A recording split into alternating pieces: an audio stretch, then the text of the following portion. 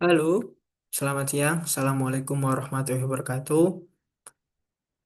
Selamat siang, Ibu Ratih Anggora Wilis. Perkenalkan saya Misbahul Ihsan, salah satu mahasiswa Ibu dari mata kelas Digital Innovative Entrepreneurship. Dan pada kesempatan kali ini saya akan menjawab soal UAS, yang mana kali ini saya akan memilih opsi dua, yaitu terkait tentang analisis bisnis digital. Pada kesempatan kali ini saya akan mencoba menganalisis dari eh, perusahaan Tokopedia.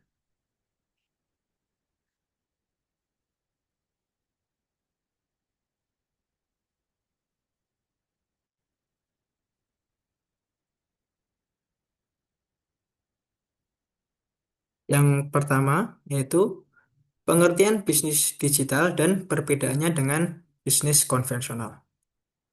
Bisnis digital adalah aktivitas bisnis yang memanfaatkan teknologi digital, termasuk internet, media sosial, perangkat elektronik, dan aplikasi untuk menjalankan proses promosi, distribusi, hingga transaksi. Berbeda dari bisnis konvensional yang mengandalkan toko fisik, interaksi tatap muka, dan legasi geografis tertentu, bisnis digital memungkinkan kegiatan bisnis berjalan tanpa batasan ruang dan waktu. Dalam bisnis digital, data menjadi elemen penting karena setiap aktivitas dapat direkam, dianalisis, dan dimanfaatkan untuk meningkatkan performa bisnis. Sebagai contoh, perusahaan dapat menggunakan data konsumen untuk membuat rekomendasi produk secara otomatis. Sementara itu, di bisnis konvensional jarang memiliki akses terhadap data-data pelanggan secara real time. Selain itu, bisnis digital menawarkan skalabilitas yang jauh lebih tinggi. Produk digital seperti e-book atau aplikasi dapat dibuat banyak tanpa biaya produksi tambahan. Sementara itu, produk fisik membutuhkan biaya material, tenaga kerja, dan distribusi. Dari sisi biaya operasional, bisnis digital cenderung lebih hemat karena tidak perlu sewa toko fisik. Kemudian tidak membutuhkan banyak karyawan dan pemasaran dapat dilakukan melalui media digital dengan bisa dibilang biaya yang cukup rendah. Secara keseluruhan, bisnis digital lebih fleksibel, responsif, dan mampu menjangkau pasar yang lebih luas dan beragam dibandingkan bisnis konvensional. Perbedaan signifikan lainnya terletak pada cara interaksi dengan pelanggan. Bisnis digital mengandalkan komunikasi berbasis teknologi seperti chatbot, email marketing, dan media sosial. Sementara itu, bisnis konvensional lebih mengutamakan pelayanan langsung. Hal ini memberikan kelebihan berupa kecepatan respon dan kemampuan melayani banyak pelanggan secara sekaligus. Tetapi juga menuntut pengelolaan teknologi yang tepat agar pengalaman pelanggan tetap optimal. Kemudian, jenis-jenis bisnis digital. Bisnis digital dapat dikategorikan ke dalam beberapa jenis berdasarkan bagaimana teknologi digunakan dalam proses bisnis. Pertama, terdapat versi digital dari bisnis non-digital, yaitu eh, berbentuk digitalisasi produk atau layanan yang sebelumnya berbentuk fisik. Contoh yang paling umum adalah e-book, e-journal, atau e-komik yang menggantikan buku cetak. Dengan digitalisasi, konsumen dapat mengakses konten kapan saja tanpa perlu membeli produk fisik, sehingga lebih praktis dan hemat biaya distribusi. Kedua, terdapat fasilitator digital dari bisnis non-digital, yaitu platform atau layanan digital yang membantu transaksi produk atau jasa fisik. Marketplace seperti Tokopedia atau Shopee memungkinkan penjual dan pembeli berinteraksi secara digital. Meskipun produk yang dijual tetap barang fisik, namun, fasilitator ini menyediakan teknologi pembayaran, logistik, dan promosi sehingga proses bisnis menjadi lebih efisien. Ketiga, terdapat model hibrid, yaitu kombinasi berbagai elemen bisnis digital secara sekaligus. Misalnya, perusahaan yang memiliki toko fisik namun juga memasarkan produk melalui platform online. Memanfaatkan media sosial untuk membangun brand serta menyediakan konten digital untuk menarik pelanggan.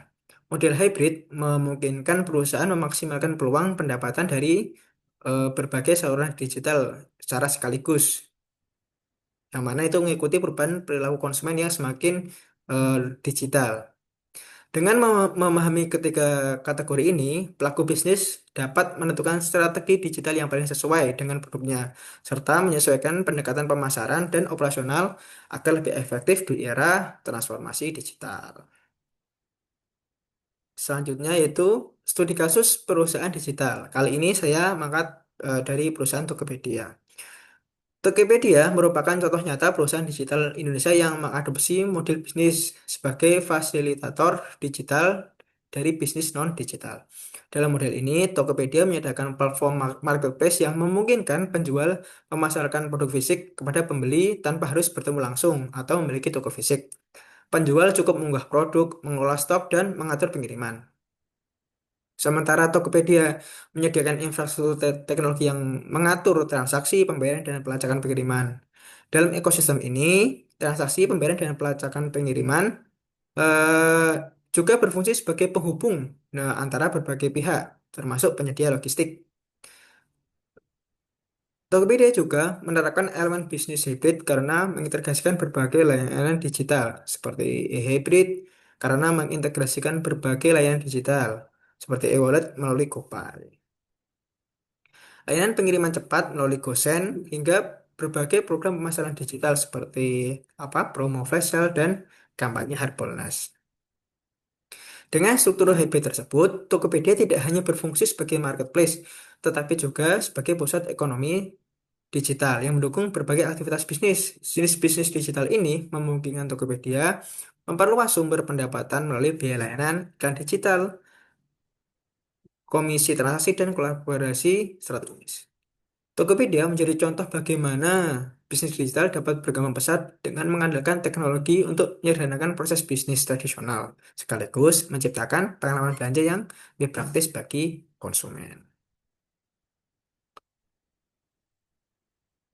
Yang kedua, analisis keunggulan bisnis digital Tokopedia. Tokopedia memiliki sejumlah keunggulan yang mencerminkan kekuatan bisnis digital modern. Pertama, dari sisi pasar tanpa batas. Tokopedia memungkinkan penjual dari berbagai daerah di Indonesia menjangkau konsumen secara nasional tanpa membutuhkan toko fisik. Sehingga aktivitas bisnis dapat dilakukan 24 jam sehari. Akses lintas wilayah ini memberikan peluang besar bagi UMKM untuk memperluas pasar. Kedua, Tokopedia memiliki potensi penghasilan tanpa batas karena operasional dilakukan secara digital dengan jumlah konsumen yang sangat besar. Produk dapat dijual kapan saja, dan sistem marketplace memungkinkan ribuan transaksi berlangsung secara simultan tanpa hambatan kapasitas fisik.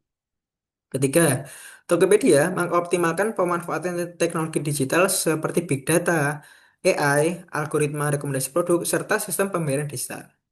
Teknologi ini memungkinkan pengalaman pengguna yang lebih personal, efisien, dan cepat dalam melakukan transaksi.